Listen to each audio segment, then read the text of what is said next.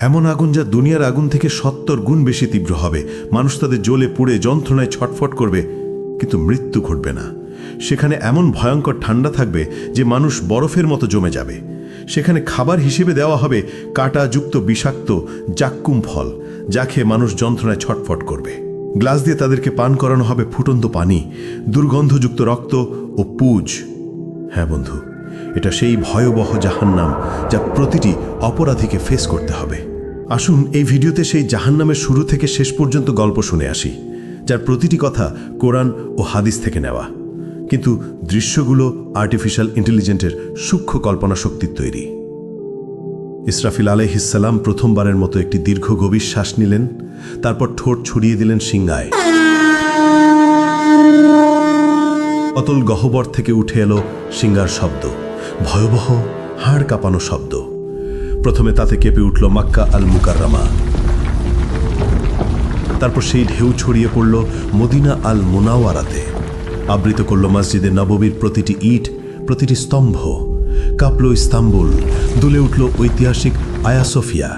লন্ডনে থেমে গেল বিগ ব্যানের সময়। নিউ ইয়র্কের আকাশচুম্বী দালানগুলো গর্জে উঠল ভয়ের কম্পনে। টোকিওতে যন্ত্রপাতে ছিন্ন ভিন্ন হয়ে পড়ল। একই মুহূর্তে গোটা পৃথিবীর প্রতিটি প্রান্তে ছড়িয়ে পড়ল সেই বিকট শব্দ। আকাশের তারাগুলো একে একে নিজেরা নিভিয়ে যেতে লাগলো। সেই দীপ্তিমান সূর্য ডুবে গেল অদৃশ্য অন্ধকারে, আর চাঁদ ভেঙে টুকরো টুকরো হয়ে গেল আকাশের বুকে। মুহূর্তেই সমগ্র মহাবিশ্ব এক বিশাল কবরস্থানের রূপ নিল। নেমে এলো নীরব নিস্তব্ধতা। সবকিছু সম্পূর্ণ অন্ধকার, সবকিছু মৃত্যুকোলে ঢলে পড়েছে, সবকিছু আচ্ছাদিত হয়ে গেল। শুধু আল্লাহ অবশিষ্ট রইলেন। ঘোষণা আসলো, আজ কার জন্য রাজত্ব? কিন্তু কেউ উত্তর দিল না। কতক্ষণ স্থায়ী হলো এই ভয়াবহ নীরবতা? ৪০ বছর, নাকি ৪০ দিন, নাকি ৪০ ঘন্টা?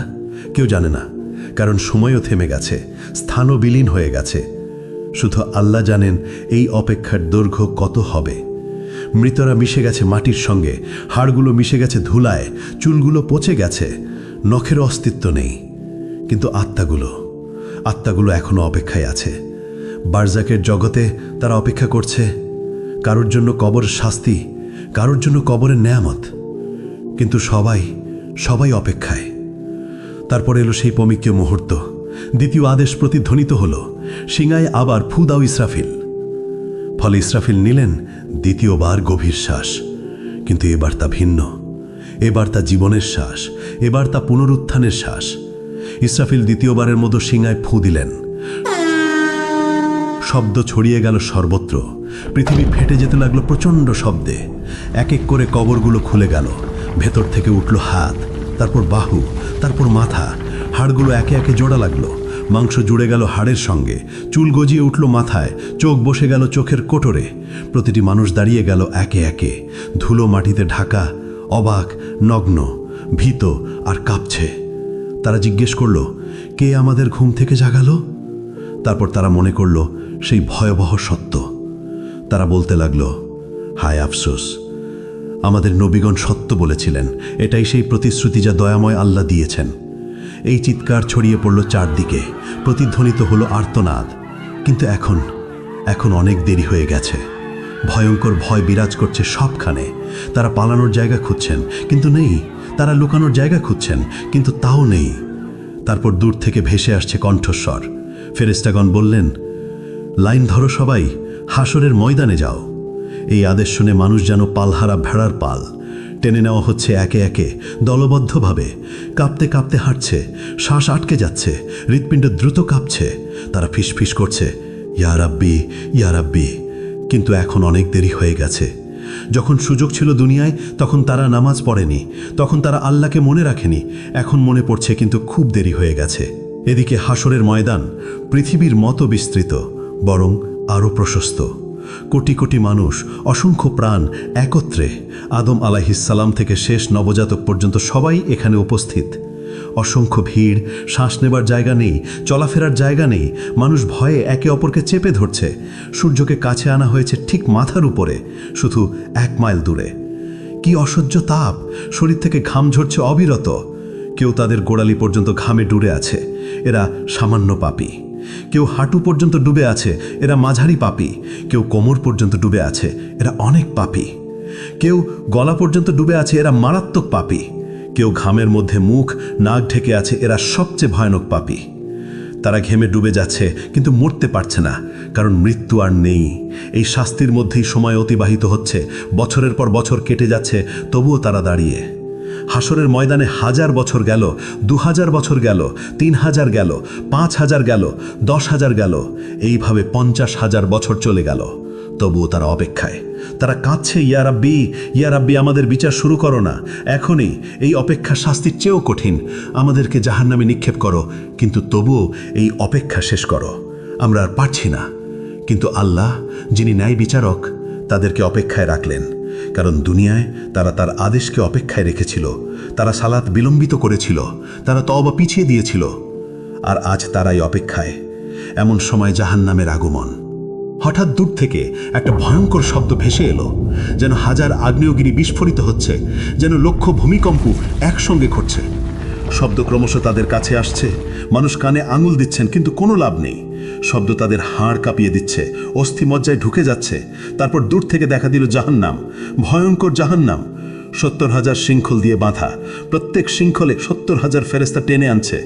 জাহান্নাম যেন জীবন্ত দানব, রাগান্বিত, ক্ষুধার্ত আর বুনো।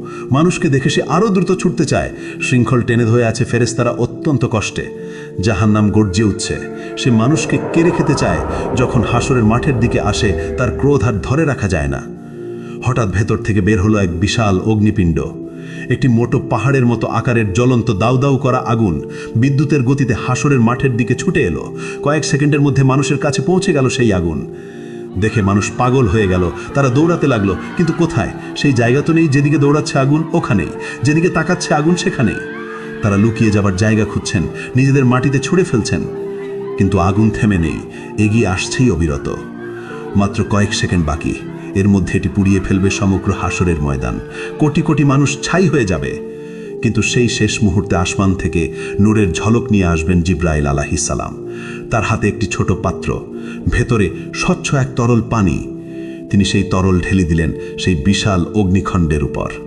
সঙ্গে সঙ্গে উঠল ঘন ভাস্প। আগুনে তাৎক্ষণিক নিভে গেল। ফলে বরফ শীতল এক পাথরে পরিণত হলো। কোটি কোটি মানুষ একই মুহূর্তে গভীর শ্বাস নিল, যেন তারা বেঁচে গেল। কিন্তু এটিও শেষ রক্ষা ছিল না। মানুষ অবাক হয়ে জিজ্ঞেস করল, ওটা কি তরল পানি ছিল? কিভাবে এত ভীতিকর আগুন নিভে গেল? তখন জিব্রাইল আলাইহিস সালাম বললেন, ওটা ছিল তোমাদের চোখের জল। যে চোখের জল তোমরা ফেলেছিলে দুনিয়ায়, রাতের বেলায় সালাতে কাঁদতে কাঁদতে, আল্লাহর ভয়ে, তার ভালোবাসায়, নিজের গুনাহের অনুশোচনায়, কোরআন পড়তে গিয়ে, আজান শুনতে গিয়ে, মায়ের বাবার জন্য দোয়া করতে গিয়ে। এটা সেই পবিত্র অশ্রু। এগুলোই এই আগুন নিভিয়েছে, তোমাদেরকে রক্ষা করেছে, কিন্তু তা কেবল অল্প সময়ের জন্য। তখন মুমিনরা আনন্দে কেঁদে বলল, আলহামদুলিল্লাহ, আলহামদুলিল্লাহ। আর কাফিররা ভয়ে কাঁপবে আরও বেশি, কারণ তাদের কোনো অশ্রু নেই, ফলে তাদের রক্ষাকারীও নেই। অতপর হিসাবের সময় এসে গেল। নাম ধরে ডাকা হচ্ছে একে একে। যার নাম ডাকা হয় সে কাঁপতে কাঁপতে আল্লাহর সামনে আসে। ভয়ে হৃৎপিণ্ড ফেটে যাওয়ার মতো অবস্থা, শ্বাস বন্ধ হয়ে আসে।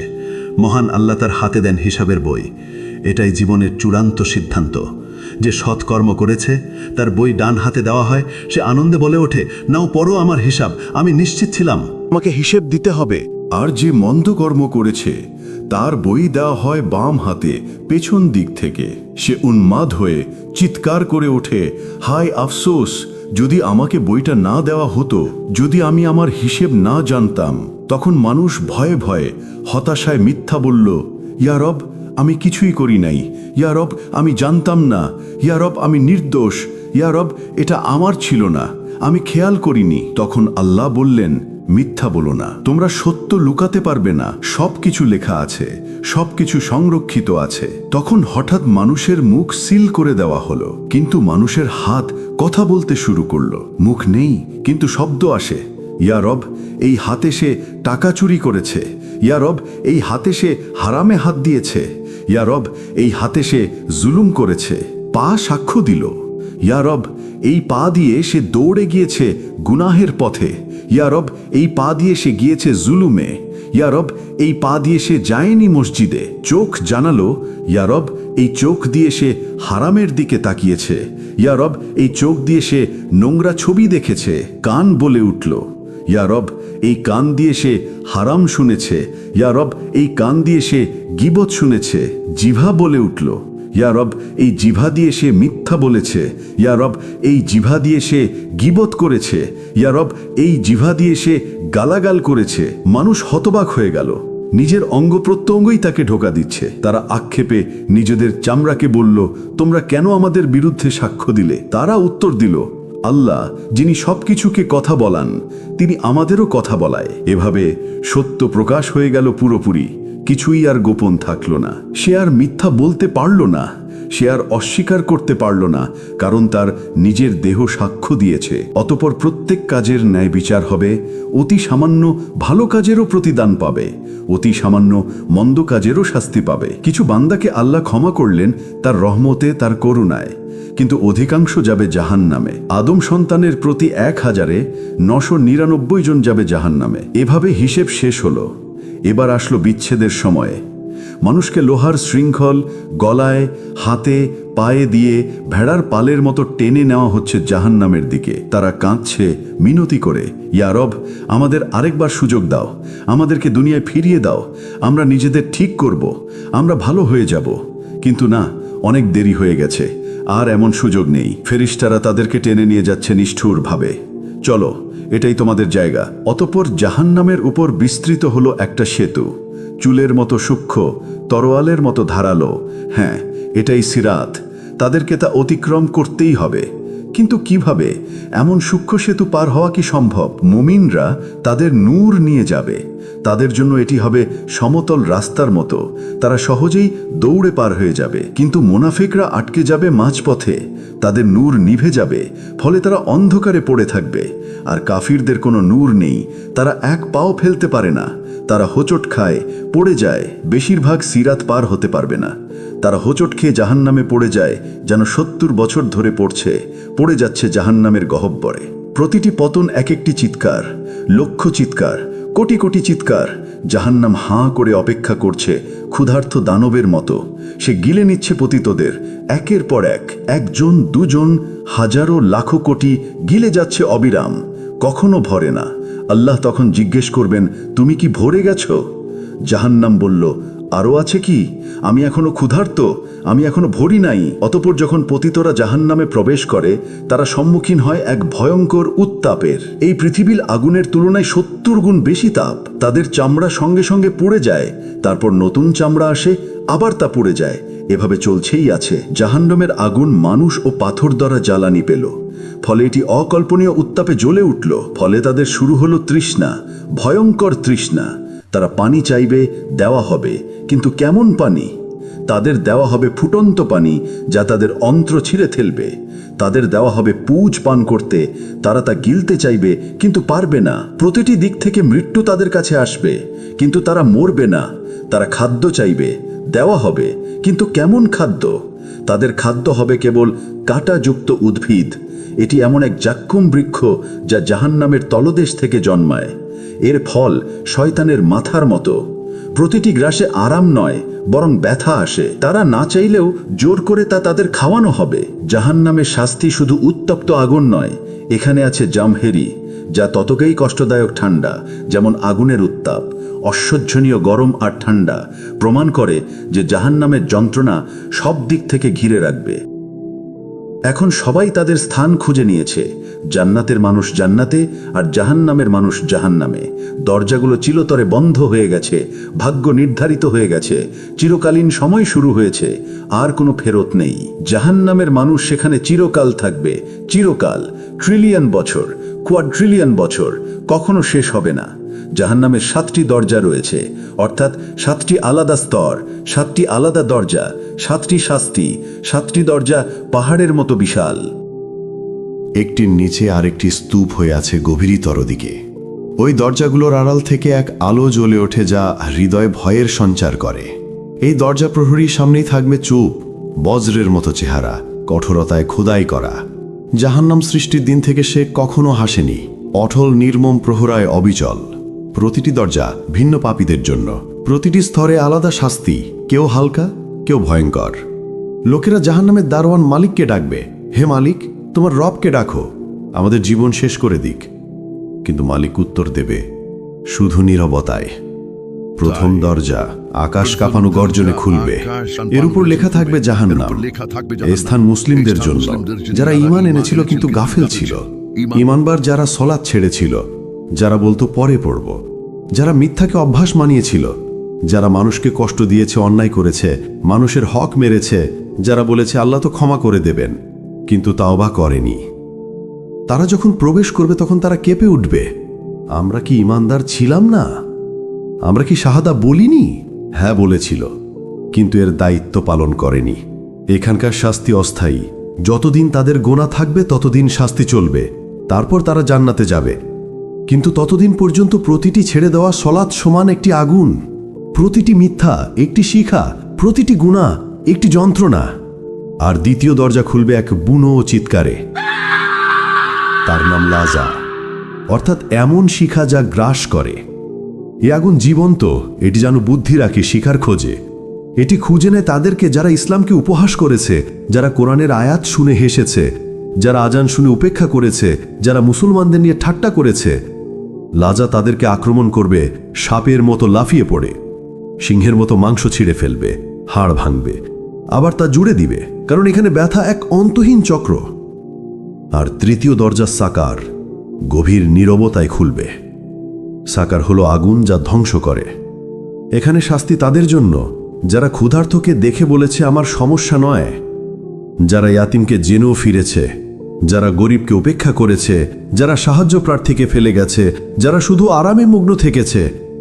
তাদেরকে জিজ্ঞেস করা হবে, তোমাদেরকে সাকারে কি সে এনেছে? তারা উত্তর দেবে, আমরা নামাজ পড়তাম না, আমরা গরিবকে খাবার দিতাম না। এখন তারা ক্ষুধার্ত, কেউ খাবার দেয় না, তৃষ্ণার্ত কেউ পানি দেয় না। যন্ত্রণা ফিরিয়ে আনে তাদের সে দুনিয়ার নিষ্ঠুরতা। আর চতুর্থ দরজা হুতামা খুলবে এক ধাতব শব্দে, খুলবে এক ক্রুদ্ধ গর্জনে। হুতামা এমন আগুন যা হৃদয় চূর্ণ করে। এখানে সোনা রূপাও আছে, কিন্তু কি ধরনের সোনা রূপা?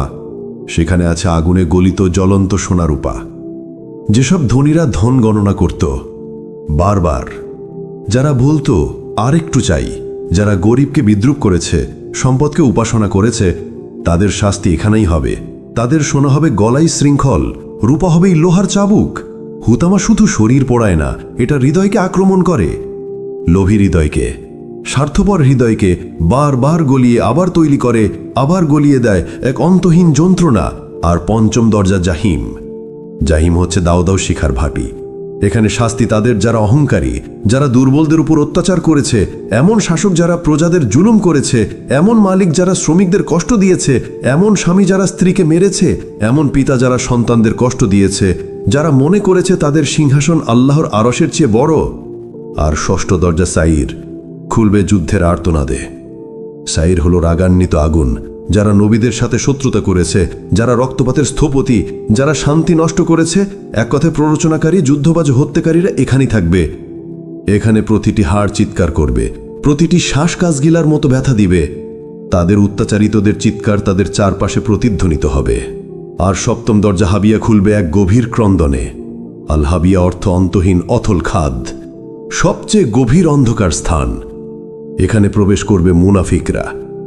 এরা সবচেয়ে বিপজ্জনক পাপী, যারা জিহ্বায় বলেছে লা ইলাহা ইল্লাল্লাহ, কিন্তু হৃদয়ে বিশ্বাস করেনি। যারা হৃদয়ে বিশ্বাসঘাতকতা করে, যারা ঈমানের মুখোশ পরে কিন্তু জীবনে ভাকা, যারা দ্বিমুখী আচরণ করে, যারা মুসলমানদের বিরুদ্ধে ষড়যন্ত্র করে, যারা প্রতারণা করে, যারা আনন্দ করে ভাবে তারা পৃথিবী শাসন করছে, সেই মুনাফিকরা এখানেই থাকবে। এই হাবিয়াতে রয়েছে বিশেষ শাস্তি। সেখানে মুখোশ চিরতরে ছিঁড়ে ফেলা হবে, মিথ্যা উন্মোচিত হবে, সত্যিকারের মুখ প্রকাশিত হবে, এমনকি আগুনও কেঁপে উঠবে। কারণ মুনাফিকই হলো সবচেয়ে বিষাক্ত মিথ্যা, সবচেয়ে প্রাণঘাতী রোগ, সবচেয়ে বড় বিশ্বাসঘাতকতা। যারা এই হাবিয়াতে নিক্ষিপ্ত হবে তারা পড়তে থাকবে চিরকাল, কখনোই তলানিতে পৌঁছাতে পারবে না, কারণ মুনাফিকের কোনো শেষ নেই।